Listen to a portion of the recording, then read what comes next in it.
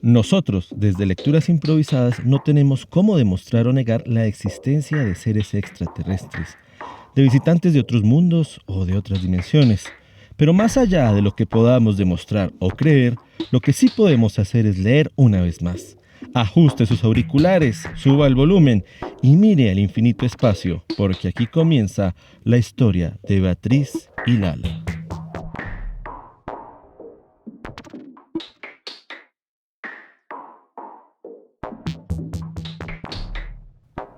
La década de los 90 en Colombia estuvo marcada por la guerra contra el narcotráfico, atentados contra la población civil, magnicidios, una constituyente y un proceso de paz fallido, entre muchas otras historias de violencia, pero también de esperanza. Y fíjese usted, también existieron infinidad de historias más pequeñas, pero dignas de contar. Es acá donde entra Beatriz, quien para la época tenía 6 años. Ella vivía en una familia tradicional en la localidad bogotana de Suba. Su casa estaba de espaldas a una zona boscosa sobre una pequeña colina, y desde la ventana del segundo piso donde ella vivía tenía la panorámica de todos los barrios cercanos.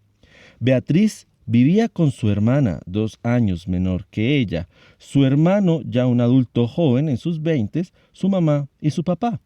Y en el primer piso de esa misma casa vivía una tía y su prima favorita de la época, Lala, de 8 años.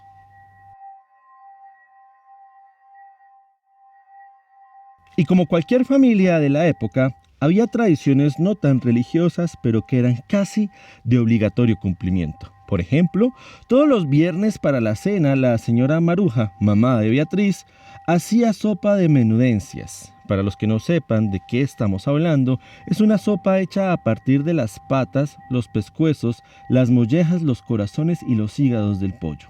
Para muchos, un verdadero manjar. Pero no tanto para Beatriz, quien esperaba siempre muy ansiosa el cumplimiento de otra tradición familiar. Pues resulta que Nicolás, el hermano mayor, los viernes después del pago compraba pizza para compartir con la familia.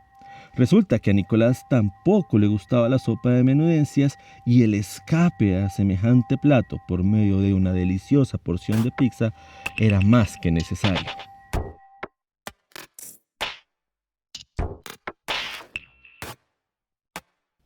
Pero bueno, como iba diciendo, Beatriz sabía muy bien que ese viernes su hermano llegaría con las deseadas pizzas. Se plantó desde temprano en la ventana acompañada de Lala y su hermana Patricia, porque desde allí verían claramente a Nicolás bajar del autobús con una bolsa plástica de rayas verdes y blancas que en su interior celosamente cargaba el esperado manjar. Sin embargo, esta vez no fue así.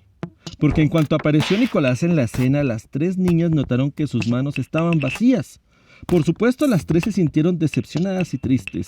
Claro que luego notaron que las calles estaban extrañamente llenas de gente en las puertas y asimismo en las ventanas todos los vecinos que alcanzaban a ver se asomaban como buscando explicaciones de por qué hoy no habría pizza en la mesa.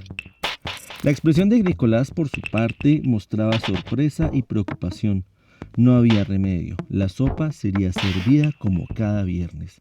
Entonces las 3 niñas dejaron de mirar por la ventana y en posición de reclamo esperan ahora junto a la puerta a la entrada de Nicolás para hacerle conocer sus sentidos reclamos. Mamá, mire por la ventana, ¿qué será eso tan raro?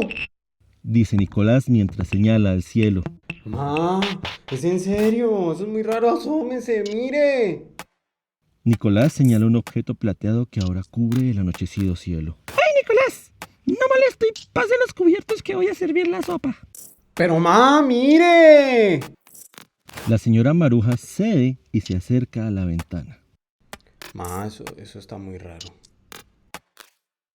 Pasan un par de segundos, pero se sienten como una eternidad en la escena. Aparece don Chepe, el papá de Beatriz, quien toma la mano de doña Maruja y como llevados por un extraño impulso miran fijamente al objeto que el excitado Nicolás sigue señalando. Las 3 niñas siguen la mirada de los adultos y antes que sentirse asustadas, se encuentran fascinadas por el objeto frente a la ventana. Chepe, ayúdeme a cerrar las cortinas. Beatriz, Lala y Patricia, no las quiero ver cerca de esa ventana. Vamos a tomarnos la sopa. Durante la cena, Nicolás, a quien se le conoce por contar con lujo de detalles todo lo que le pasó durante el día laboral, casi al estilo de Funes el Memorioso, sazona la sopa de menudencias con lo que le pasó desde que salió de la casa hasta que volvió, pero omite lo relacionado con el objeto frente a su ventana. Termina la cena y, como parte de la tradición de los viernes, las niñas traen sus cobijas y almohadas para acampar en la sala frente al comedor de la casa. Los adultos, sin mediar casi palabra, recogen los trastes, los lavan y antes de apagar las luces, doña Maruja se dirige a Lala y a Beatriz.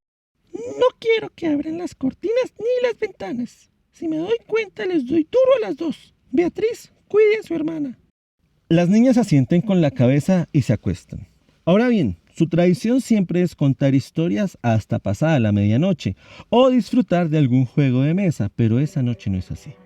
Esa noche las tres niñas están muy calladitas, hasta el momento en que sienten la respiración pesada de Patricia y un leve y tierno ronquidito. La niña menor está dormida, entonces Beatriz verifica si Lala está despierta y con un pacto de silencio y complicidad las dos se levantan muy cuidadosamente y caminan en dirección a la ventana y de puntillas.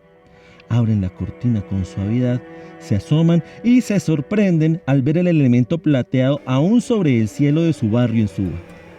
El objeto que miran gira a una velocidad sorprendente, pero mantiene su posición.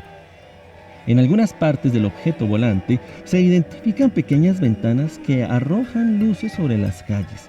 Y allí abajo, un ejército de pequeñas personas con trajes verdes luminosos marchan entre las calles y entran eventualmente a una de las casas. Las niñas están tan atentas, tan absortas a lo que pasa allí abajo, que no se dan cuenta que los adultos han salido de las habitaciones. Nicolás toma en brazos a la pequeña Patricia y Chepe toma la mano de la señora Maruja. Todos caminan en estado de trance hacia la ventana y toman de la mano a Beatriz y a Lala sin dejar de mirar el objeto volante frente a la ventana. Casi ni respiran, pero las niñas Beatriz y Lala sienten por primera vez esa noche algo de temor y forcejean para soltarse de los adultos. Cuando por fin lo logran, se van corriendo bajo la mesa del comedor que suele estar cubierto por un largo mantel que casi toca el piso de la habitación. Las niñas se abrazan y justo en el momento en el que una luz blanca comienza a invadir la habitación, las niñas cierran los ojos.